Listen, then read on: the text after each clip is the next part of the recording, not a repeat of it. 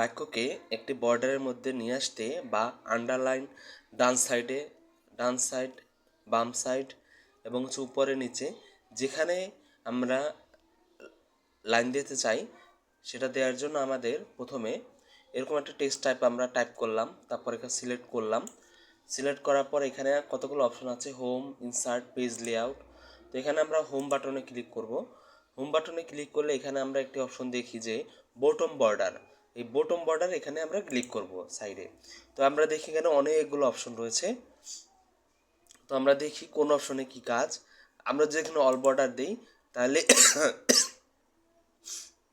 এই সেন্টেন্সটা পুরোটা বর্ডার দিয়ে আবৃত থাকবে। আবার যদি এটা আমরা সিলেক্ট করি, সিলেক্ট করে যদি এখানে অল বর্ডার না দিয়ে যদি আমরা যদি রাইট বর্ডার দিই তাহলে এখানে শুধু এখানে রাইট বর্ডার হলো। আচ্ছা, এটা আমি করে দিই। এখন আমি রাইট বর্ডার দিতে চাই বা এখানে লেফট বর্ডার দিতে চাই, তাহলে লেফট এখানে বর্ডার হলো। অথবা আমি যদি এখানে রাইট বর্ডার দিতে চাই তাহলে এখানে রাইট বর্ডার হলো। আবার যদি আমি চাই যে আমি উপরে বর্ডার দিব লাইনের উপরে, সেটাও করা যাবে, তাহলে হবে টপ বর্ডার। এই টপ বর্ডার হলো। তারপর আমি যদি চাই যে নিচে বর্ডার রাখতে, তাহলে আমরা এই বটম বর্ডারে ক্লিক করব। তো এভাবে আমরা যে সাইডেই চাই না কেন এভাবে আমরা বর্ডার দিতে পারবো।